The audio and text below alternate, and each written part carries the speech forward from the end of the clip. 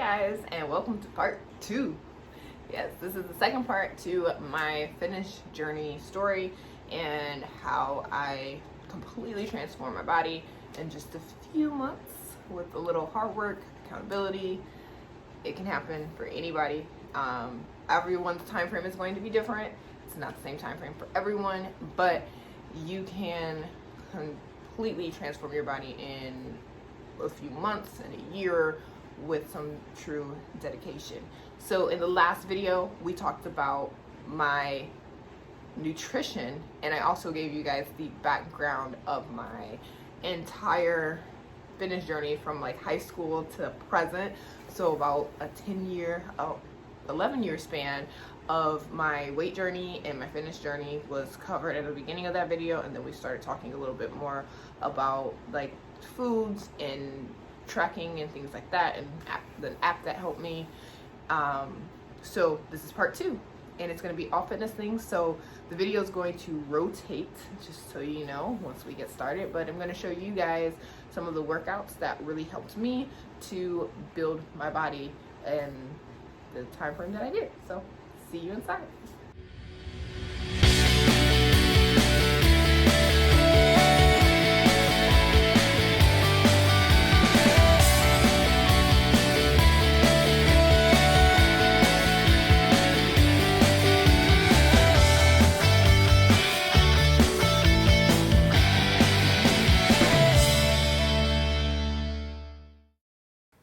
So I start every workout by getting everything together that I'm going to be using for that particular workout. So my resistance bands, weights, whatever it is that I'm going to be working with, I try to take a moment and get all that stuff gathered up, especially since with the coronavirus we've been stuck doing home workouts. I try to keep everything neat and organized in like a corner, and then pull it out for whatever workouts I'm planning to do.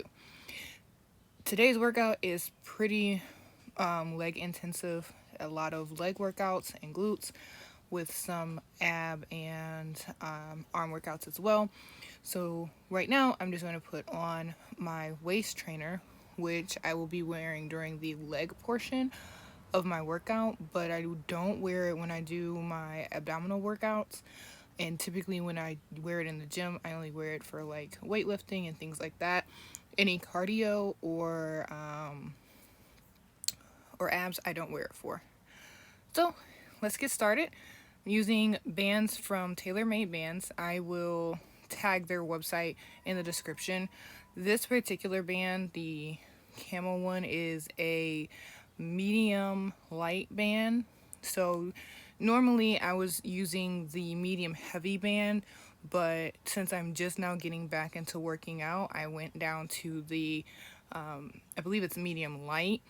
I wanted to take it pretty easy with this being my first workout back, and I will also show you the squats in a different form so that you can see just how low I'm going in each of my squats. So I like to start off with squats, and then I move on from my squats to a glute activation workout, which is the side steps here. As you can see, I'm still using the same band, still have the waist trainer on, but I'm activating my glutes with a slight squat and side to side steps. The reason I didn't do this to start off is that I like to put more of the initial strain on my legs so that it helps to build more leg muscle and not focus so much on the glutes when I'm doing my squats. But then once I've activated and I go back to my squats, it's putting more focus on my glute muscles than it was before. So I'm just doing these squats from this angle so that you can see how low I'm going, which is about a 90 degree or slightly lower. I will recommend at least going to a 90 degree when you're doing your squats. And I know some people think the lower the better, but I've seen great results with going to a 90 degree. My knee doesn't really allow for me to consistently go significantly lower than that at this point. Now, the next thing that I'm going to do is another glute focused exercise, which is my kickbacks. And again, using the resistance band, You can put the band lower if you want, but I like to have it up above the knee, about midway between the knee and the glute to get a good flex of the muscle. I feel like you get more of the muscle flex with it higher up versus lower around, like around the ankles. But you can do it either way. If you want more focus on the full muscle, I recommend putting the band up a little bit higher, and we are going to do that on both sides equally. And of course, you have to hydrate. Now, when I swap to this next side, I just want to mention that for each of these exercises, I'm making sure to do my sets of 10 to 15 on each side and to do it equally. So if I'm doing 10 on one side, then when I swap to the other side, I'm going to do 10 on the other side to work the muscles equally. And I'm doing 4 sets of each of these workouts. So I'm only showing you guys one set so that you have an idea of how they're performed. The next workout is going to be my last leg workout, and I'm bringing out my ankle weights. My ankle weights are only, I believe, 2.5 pounds, 2.5 or 5 pounds. I think they're 2.5 pounds. And you can get much heavier ankle weights if you want. Usually, what I would do is also hold weights in my hands for this particular exercise. So I'm just strapping the ankle weights on. You notice that I no longer have the resistance band, and I'm doing my calf raises. And this is really important to me because I want my legs to match. So even though I'm adding curves, I want to make sure that I'm also building muscles in my thighs and my calves as well, so that I don't just have like a hump on my back and skinny little legs. So it's really important to me to make sure that I'm doing calf exercises as well during my workouts. So this is like a wide leg stance. You can change your stance on your calf raises to whatever is comfortable for you. I'm not sure if the stance really makes a difference as far as like what muscles are getting worked or how effective the workout is. I usually have a kind of wide leg stance when I personally do my calf raises. So now we're going to move on to, actually, this is my last one. I think I said my calf raises were last, but no, this was my last leg workout. And actually, it's not. I think I do calf raises again. These are my leg curls. So at the gym, I would usually put a weight in between my feet, probably about 15 or 20 pounds. But because I'm just getting back into it, I'm just using my ankle weights. But you can use your ankle weights and a weight, or you can use just your ankle weights or just a weight if you don't have both.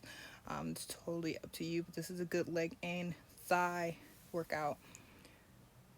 This is why I thought calf raises were last, because I did single leg calf raises.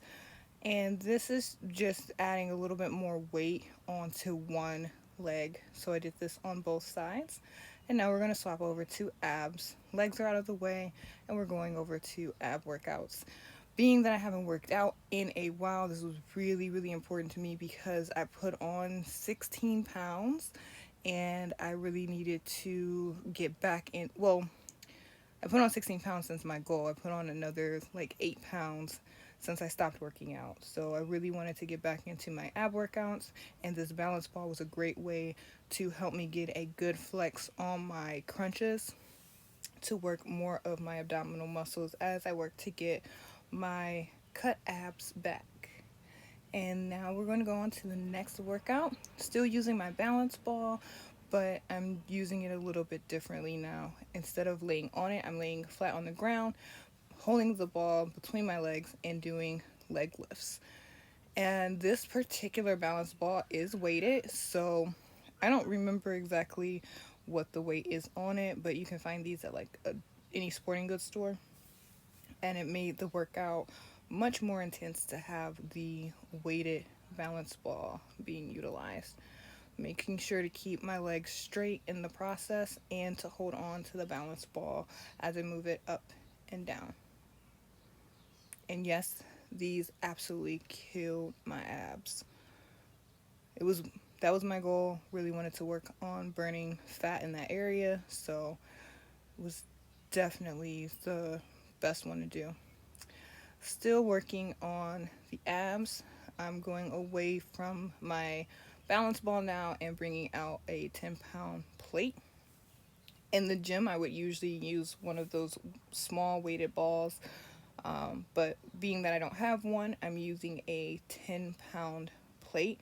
Typically, I do 15 to 20 pounds on my Russian twists, but again, don't have a 15 or 20-pound weight at home, and I'm also trying to cut back on the weight that I'm using, being that I'm just getting started back in. What I was doing before at home was doubling up that plate. I actually have two 10-pound plates, so I would use two of them if I wanted to increase my weight. And now we're going to get some arm and back work in. I really like to work my full body. I find that I feel better doing full body workouts. However, I do have some days where I will focus on a specific area, but I really enjoy my full body workouts. This workout, I don't know the name of it, but it is really good for the back of the arms and your back. I like to do this standing and bent over. You can also do this on a bench if you own a bench. And I was going to put those weights down, but then I remembered I had everything tucked away over there, so I just put it back. And now we are going to get into these little arm kickbacks, which I like to do because they help the back. So if you have that little like flab when you lift your arm up and it kind of jiggles, this is a good way to burn that and turn that into muscle. And if you bring it back in, you're also working your biceps as well. And again, I like to do this standing rather than on a bench, but you can do it on a bench as well. I believe it's an incline bench. And then I do these. I have no idea what they're called, but they're great for more of a full body to wrap up my workout.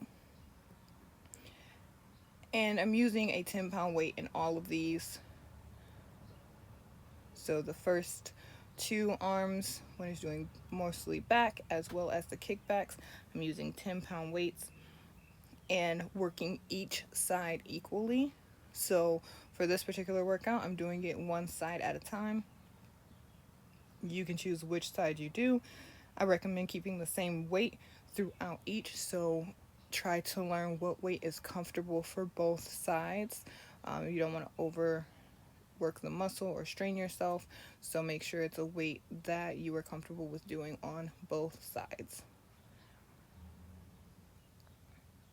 And doing something through your full body is a great way to get your heart rate up and to burn more calories, which is another reason why I really enjoy doing full body workouts, because I'm increasing my calorie burn, and honestly, it's just more fun for me.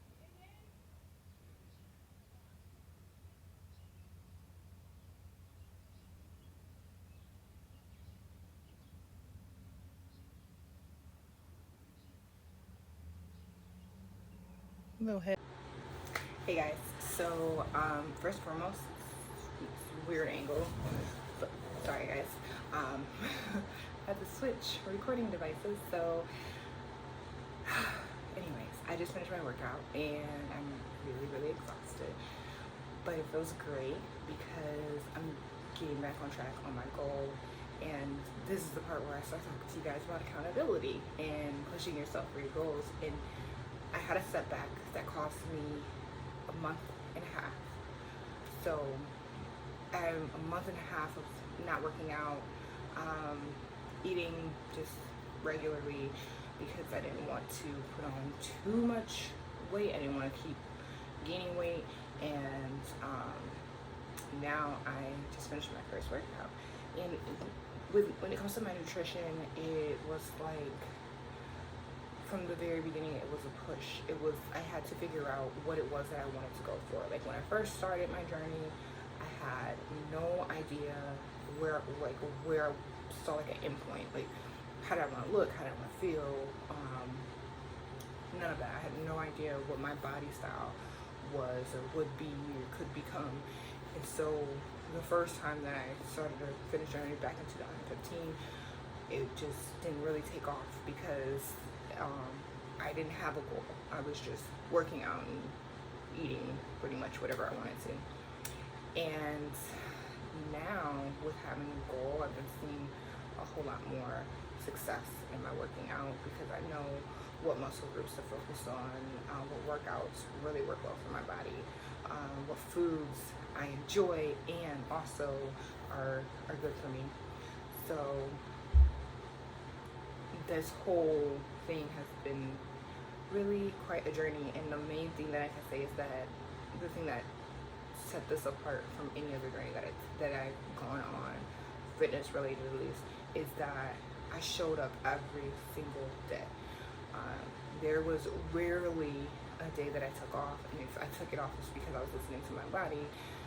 Being that I'm not a bodybuilder or a trainer or anything like that, so I found it very important that I listen to my body and not do too much because I wanted to make sure I was within my skill level, but also not making excuses for myself as to what is too much and what I was actually able to do. So I started off slow, doing like 3 days a week, and I worked that into doing it 5 days a week, and that's where I was just before I ended up stopping. I was working out basically Monday through Friday, and I would get up at like 5 in the morning, go to the gym, work out for an hour and a half, 2 hours, and then go to work, come home, spend time with the family, cook, clean, do whatever I need to do at home, sleep, repeat. So it was like very, very structured to say like, this is the time I'm going to work out, I'm going to go to work, and then I'm going to do my family stuff. So I was very, very serious about my goal, and therefore I set a plan for it. I had a schedule for it. I told my family about it. I made sure that I showed up every single day.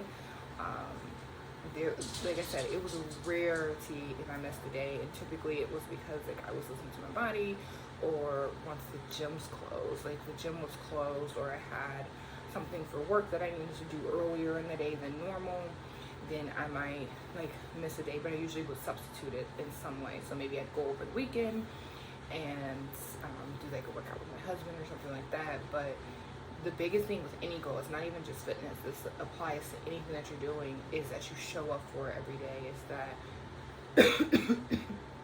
excuse me that no matter what your circumstances, that you continue to fight for the goal that you want, and you find a way to make it happen. And there's always a way to make your goals happen.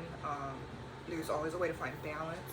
You just have to figure out what things you can do without and what things you cannot, and make those sacrifices for your goals. I've definitely made a lot of sacrifices to reach my goals, and some of them were family related, some of them were like fun related. There's certain like fun things I thought I might want to do that I put off to reach other goals that were more important to me, and then I later did many of those. So sometimes it's just like postponing the enjoyable things to do the hard things that are going to make those enjoyable things even more enjoyable. I hope that makes sense. But essentially, this is the end of my very first workout after a month and a half off. I did the math. I think I said like almost a month before.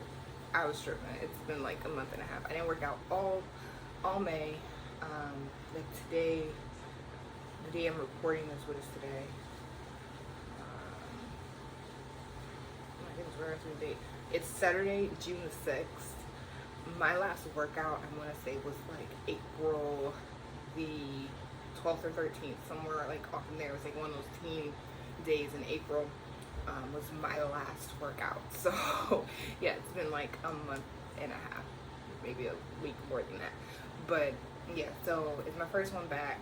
and I'm kind of going back over my journey and seeing that, yeah, where I am today is strictly because of accountability and because of pushing myself and knowing what it was that I was going for. Like the very first thing, I know I said this before, but the very first thing that you have to do is know what it is that you're going after. If you don't know what you're going after, you'll be lost in your journey. It's going to take so much longer, and it's going to be so many confusing times. It's better to figure out what it is that you want and then go for that. Find out what it is that you need to do in order to get to that goal.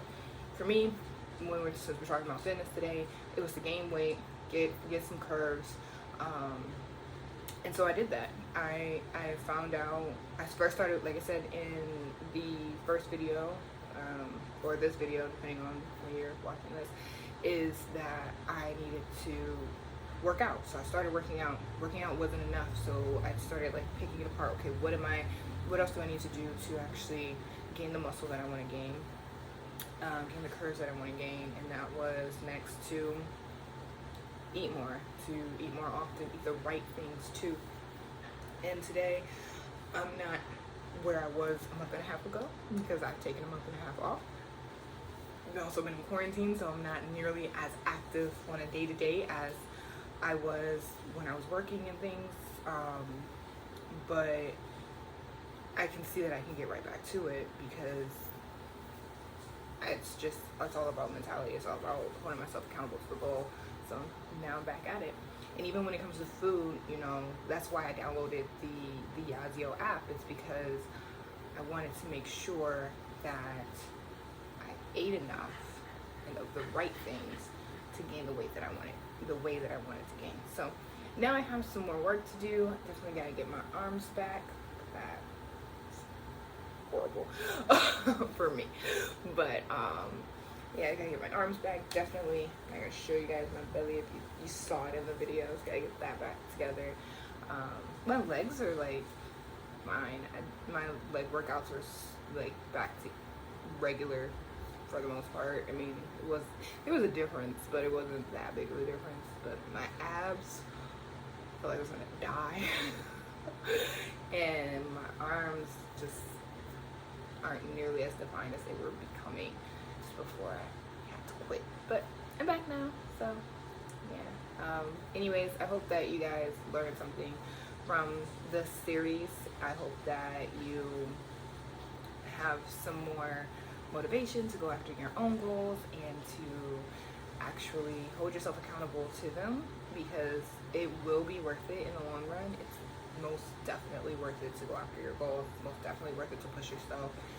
And it doesn't matter if it's a fitness goal or a business goal or a personal goal or financial. Like, it doesn't matter what it is. The basis of it is the same. It's know what you're going after, set a plan to go after it, revise that plan as often as you need to make sure that it happens, and just never stop going after that. Like, don't let anything or anyone get in the way of you chasing that goal. If you keep going after it, you keep that consistency going, you keep holding yourself accountable, you will reach it. So thank you guys for watching this series. I really appreciate your time, and I hope that I was able to teach you something in this little rant of mine and my videos. I know I didn't talk that much about accountability in the first one, but I wanted to kind of save that for the end of the series. So this 2-part series is now complete, and I will see you guys inside the next video. Goodbye. If you enjoyed this video, be sure to give it a thumbs up and subscribe to my channel for more. See you in the next video.